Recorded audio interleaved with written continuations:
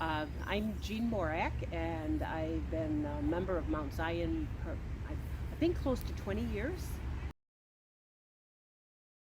As far as I am informed, it started with a long-standing member, Marlene Christensen, and she had a family member who became incarcerated, actually a grandchild.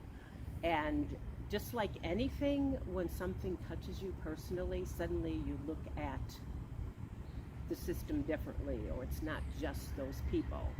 So she developed a prison correspondence ministry, reached out to Reformation Church, and we received several names from there. It also turned out there were at least 2 other members that I'm aware of that did have relatives who were currently incarcerated. Well, first of all, I think I just have totally become aware of things you wouldn't have any idea about. Just the conditions inside correctional institutions. Some people never even get a letter, a piece of correspondence, or a visitor in an entire year. I've developed relationships with people that I've written to.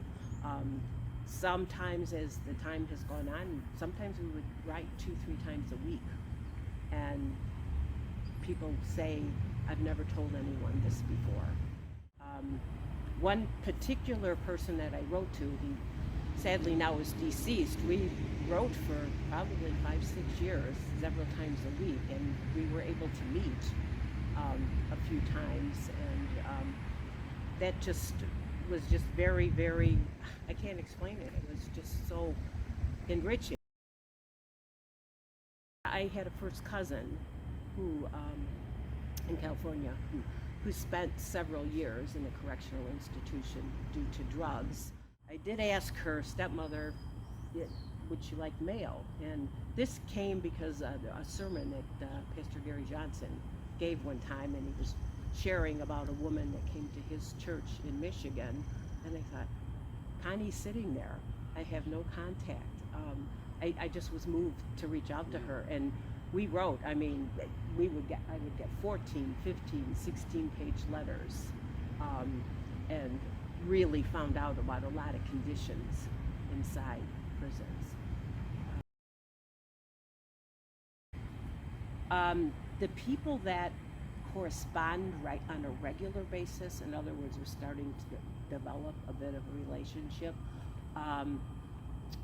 usually are very, very thankful, appreciative, and again, they'll say, you're the only one I ever hear from. I don't hear from anyone else, and I want to thank you, and sometimes telling very, very personal things, just wanting to make sure that our correspondence is confidential. One thing that particularly stands out in my mind is I've sent some church bulletins from Mount Zion and our statement that all are welcome. Mm-hmm. And I've had people say, I'm a person of color, I'm a felony, I have no family. Would I really be welcome? Do you really mean it? I mean, I've had that kind of question. At Mount Zion, we have a designated little desk corner in the narthex close to the prayer warrior section. We do have a list of inmates that want mail, and we provide certainly an abundance of note cards and stationery. So that's a place to start. We also have a sheet with guidelines about how to write to someone I don't know. Oh, this is going into prison. You know, it's kind of scary. We ask that people use their first name, and the mailing address is the church. When mail comes in, then I would distribute it to people or members that have written. I guess I can't emphasize enough that they're part of our family. I mean, you might not know someone, but you probably know someone that knows someone, either in your neighborhood or in your extended family. And people come to a correctional institute in a variety of paths. They're not just those people.